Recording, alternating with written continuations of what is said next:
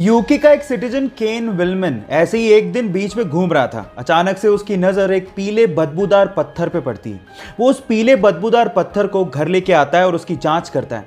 जांचने पर पता लगता है कि ये पीला बदबूदार पत्थर और कुछ नहीं बल्कि व्हेल की एक उल्टी है।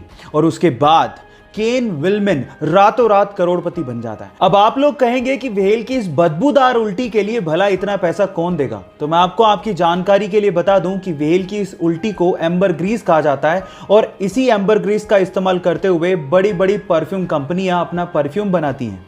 लेकिन वेट, ये परफ्यूम में सुगंधी के लिए इस्तेमाल नहीं होता, बल्कि एम्बर ग्रीस में एक ऑर्डरलेस अल्कोहल होता है जिसका नाम है एम्बरीन। और ये एम्बरीन परफ्यूम को लॉन्ग लास्टिंग बनाने में मदद करता है। अब आप समझ ही गए होंगे कि बड़ी बड़ी परफ्यूम कंपनियां इस व्हेल की उल्टी के लिए इतना पैसा क्यों देती हैं।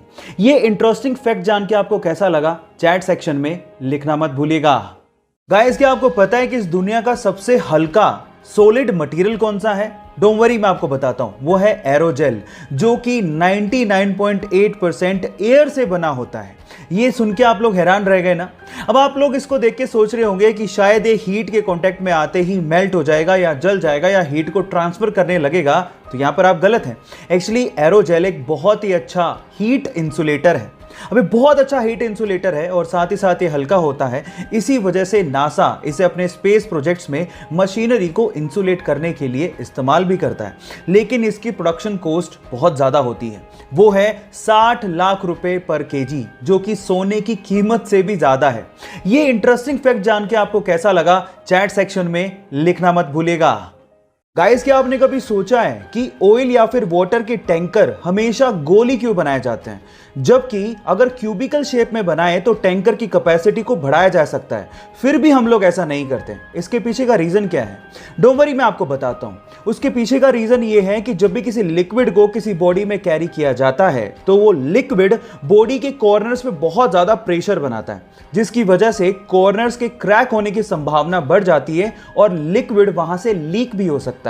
इसके विपरीत अगर बॉडी गोल हुई तो वहां पर कोई कॉर्नर होते ही नहीं है, तो क्रैक कहां से होगा? इसके अलावा जो गोल टैंकर्स होते हैं वो ट्रक को एक लो सेंटर ऑफ ग्रेविटी प्रोवाइड करता है, जिससे टैंकर और ट्रक की स्टेबिलिटी बढ़ जाती है। आपको ये इंटरेस्टिंग फैक्ट जान के कैसा लगा? चैट सेक्शन में लिखना मत भूलिएगा। ये घटना है तमिलनाडु के पोथुगुड़ी गांव की, जहां के रहने वाले करपू नामक एक लड़के के घर के पास पूरे ही गांव का स्ट्रीट लाइट का मेन स्विच था। जैसी शाम होती वो स्विच को ऑन करता और पूरे गांव में रोशनी आती। लेकिन एक दिन जब वो स्विच को ऑन करने गया तो वहां पर एक दुर्लभ पक्षी को उसने बैठा पाया 3 अंडों के साथ। उसने उसका फोटो लिया और गांव के व्हाट्सएप ग्रुप में शेयर करते हुए लिखा कि जब तक इन अंडों से बच्चे बाहर नहीं निकलते इस मेन स्विच को कोई भी हाथ ना लगाए।